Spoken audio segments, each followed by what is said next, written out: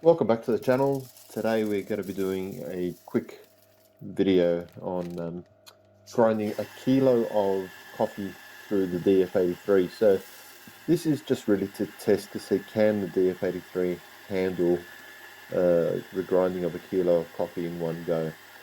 So grind has been set up to an espresso grind setting that we're using on our coffee machine at the moment.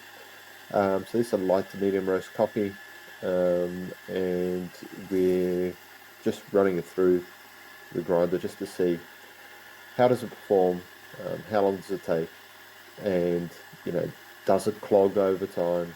So the one thing DF83 has been discussed as a home grinder predominantly. I see it personally as something that could easily sit on a cafe bar and something that could actually replace an EK43 in most cafe settings. Most cafes that have an EK43 don't really need an EK43, so there's a couple of disadvantages to the EK43, and one of it is its size and the landscape it takes. So they're quite big and they have huge footprint. And given how little most EK43s out there are used, for the handful of copies that he may be producing on a daily basis, that real estate on your counter is probably better suited to have either a clear space so you've got a cleaner workflow, or you can have another product on your counter that you can actually sell and generates revenue for your business.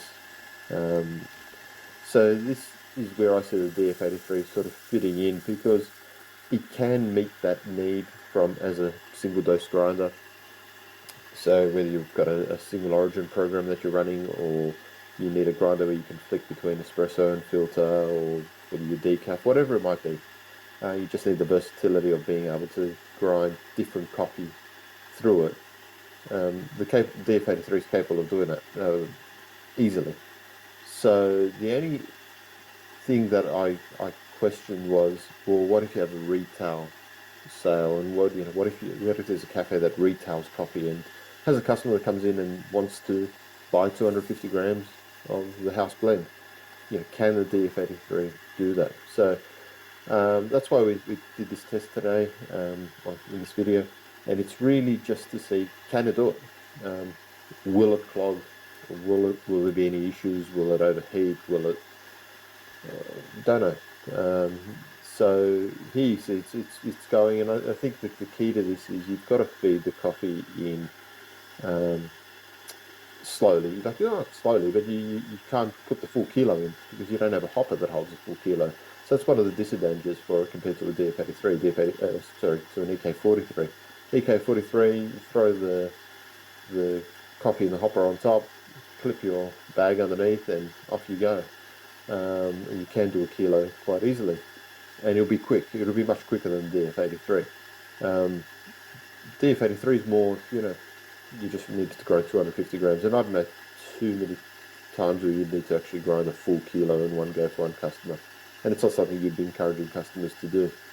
So here you can see, we fed the coffee through. DF83 is grinding fine. It's taken a while. So it's close to a 4 minute.